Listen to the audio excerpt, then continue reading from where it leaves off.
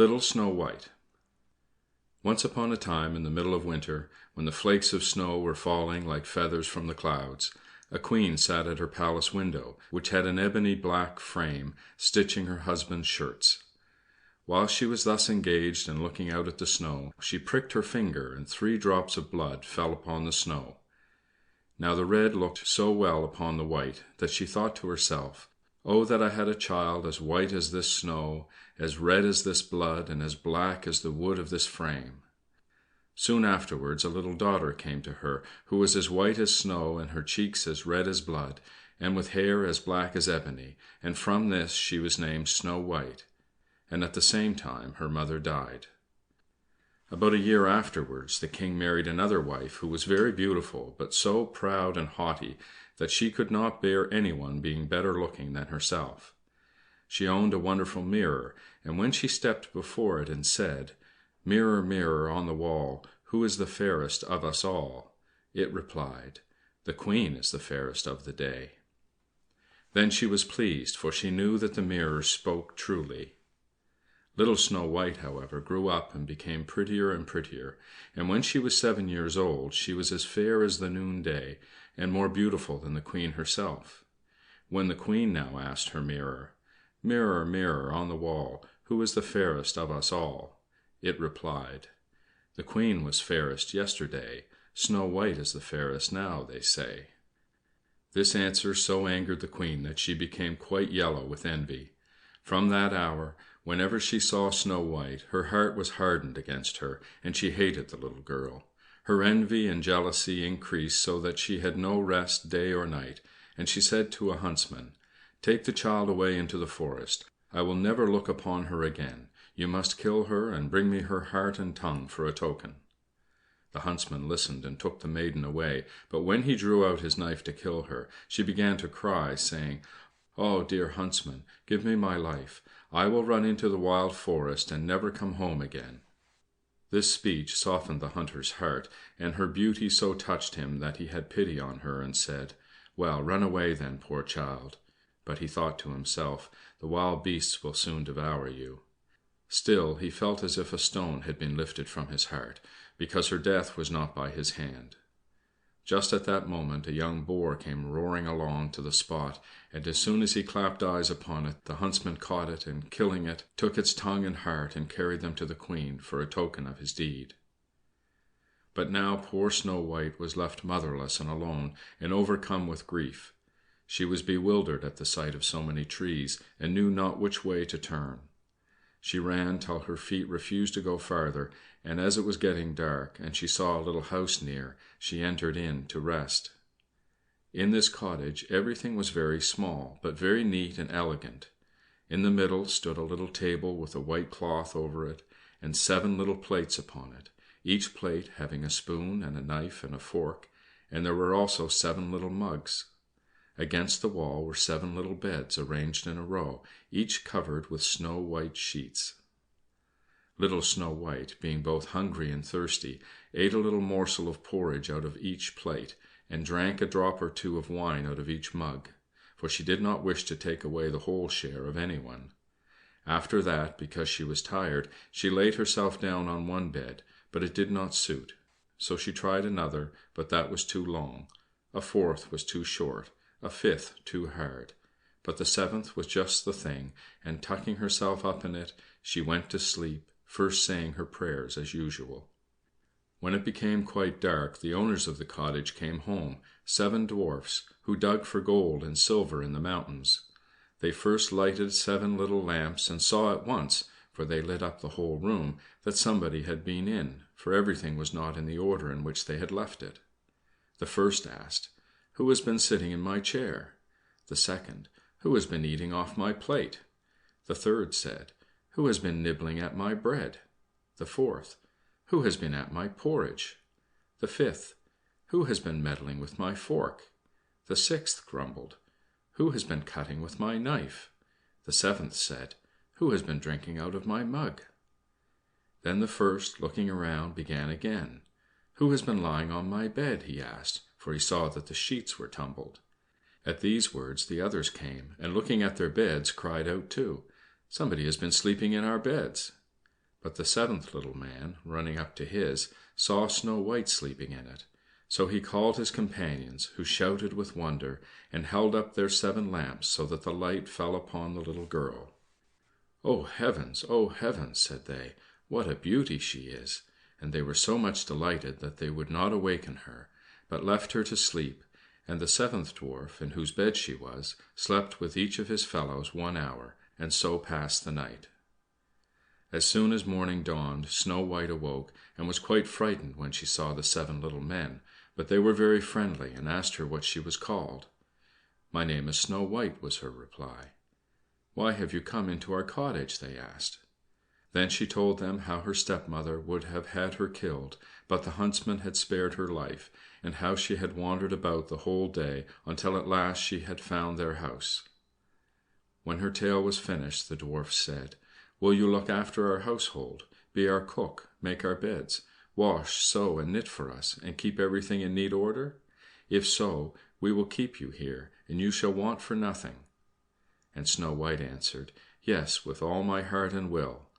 And so she remained with them and kept their house in order. In the morning the dwarfs went into the mountains and searched for silver and gold, and in the evening they came home and found their meals ready for them. During the day the maiden was left alone, and therefore the good dwarfs warned her and said, "Be careful of your stepmother, who will soon know of your being here, so let nobody enter the cottage." The Queen, meanwhile, supposing that she had eaten the heart and tongue of her stepdaughter, believed that she was now above all the most beautiful woman in the world. One day she stepped before her mirror and said, "Mirror, mirror on the wall, who is the fairest of us all?" And it replied, "The Queen was fairest yesterday, Snow White is fairest now, they say. The dwarfs protect her from thy sway, amid the forest, far away." This reply surprised her, but she knew that the mirror spoke the truth. She knew, therefore, that the huntsman had deceived her, and that Snow White was still alive. So she dyed her face and clothed herself as a peddler woman, so that no one could recognize her, and in this disguise she went over the 7 hills to the house of the 7 dwarfs. She knocked at the door of the hut, and called out, "Fine goods for sale, beautiful goods for sale." Snow White peeped out of the window and said, "Good day, my good woman, what have you to sell?" "Fine goods, beautiful goods," she replied, "stays of all colors," and she held up a pair which were made of many colored silks. "I may let in this honest woman," thought Snow White, and she unbolted the door and bargained for 1 pair of stays. "You can't think, my dear, how they become you," exclaimed the old woman. "Come, let me lace them up for you." Snow White suspected nothing, and let her do as she wished, but the old woman laced her up so quickly and so tightly that all her breath went, and she fell down like one dead. "Now," thought the old woman to herself, hastening away, "now I am once more the most beautiful of all." At eventide, not long after she had left, the 7 dwarfs came home, and were much frightened at seeing their dear little maid lying on the ground, and neither moving nor breathing, as if she were dead. They raised her up, and when they saw that she was laced too tight, they cut the stays to pieces, and presently she began to breathe again, and little by little she revived. When the dwarfs now heard what had taken place, they said, "The old peddler woman was no other than your wicked stepmother.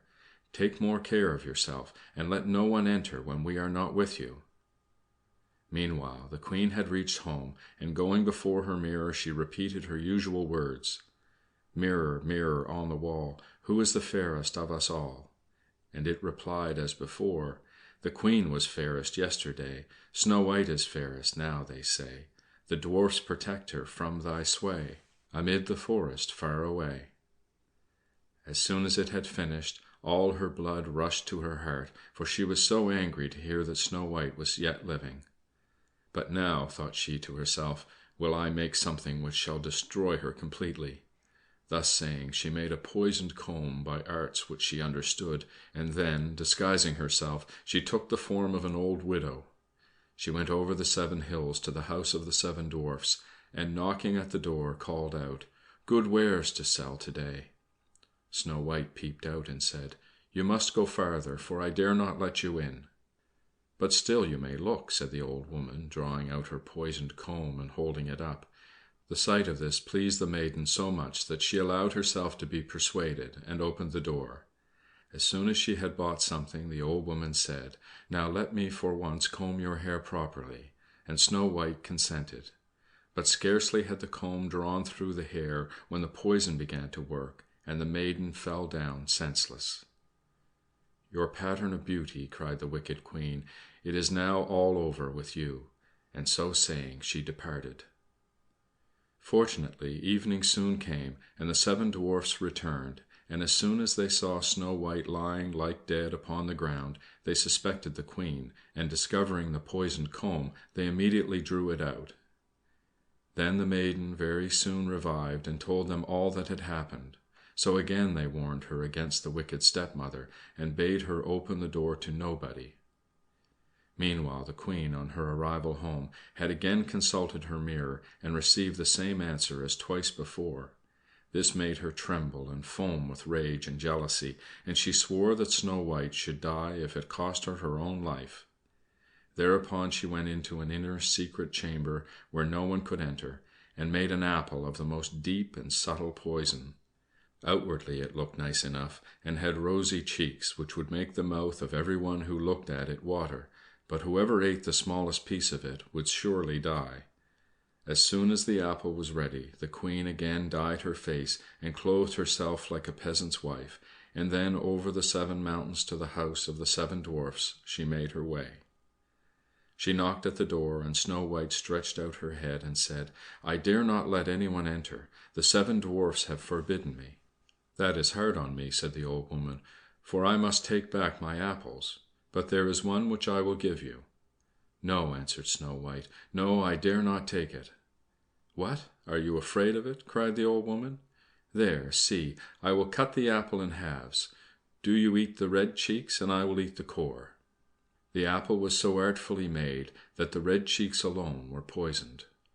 Snow White very much wished for the beautiful apple, and when she saw the woman eating the core she could no longer resist, but, stretching out her hand, took the poisoned part.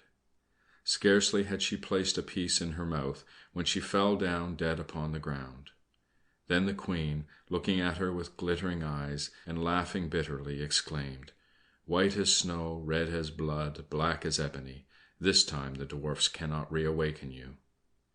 When she reached home and consulted her mirror, "Mirror, mirror on the wall, who is the fairest of us all?" it answered, "The Queen is fairest of the day." Then her envious heart was at rest, as peacefully as an envious heart can rest. When the little dwarfs returned home in the evening, they found Snow White lying on the ground, and there appeared to be no life in her body. She seemed to be quite dead. They raised her up, and tried if they could find anything poisonous. They unlaced her, and even uncombed her hair, and washed her with water and with wine, but nothing availed. The dear child was really and truly dead. Then they laid her upon a bier, and all 7 placed themselves around it, and wept for 3 days without ceasing. Then they prepared to bury her. But she looked still fresh and lifelike, and even her red cheeks had not deserted her, so they said to one another, "We cannot bury her in the black ground." Then they ordered a case to be made of glass. In this they could see the body on all sides, and the dwarfs wrote her name with golden letters upon the glass, saying that she was a king's daughter. Now they placed the glass case upon the ledge of a rock, and one of them always remained by it, watching. Even the birds bewailed the loss of Snow White. First came an owl, then a raven, and last of all a dove. For a long time Snow White lay peacefully in her case, and changed not, but looked as if she were only asleep, for she was still white as snow, red as blood, and black-haired as ebony. By and by it happened that a king's son was traveling in the forest, and came to the dwarf's house to pass the night. He soon saw the glass case upon the rock, and the beautiful maiden lying within, and he read also the golden inscription. When he had examined it, he said to the dwarfs, "Let me have this case, and I will pay what you like for it." But the dwarfs replied, "We will not sell it for all the gold in the world." "Then give it to me," said the Prince, "for I cannot live without Snow White. I will honor and protect her as long as I live." When the dwarfs saw that he was so much in earnest, they pitied him, and at last gave him the case, and the Prince ordered it to be carried away on the shoulders of his attendants. Presently it happened that they stumbled over a rut, and with the shock the piece of poisoned apple which lay in Snow White's mouth fell out. Very soon she opened her eyes, and raising the lid of the glass case, she rose up and asked, "Where am I?" Full of joy, the Prince answered, "You are safe with me." And he told to her what she had suffered, and how he would rather have her than any other for his wife, and he asked her to accompany him home to the castle of the King, his father.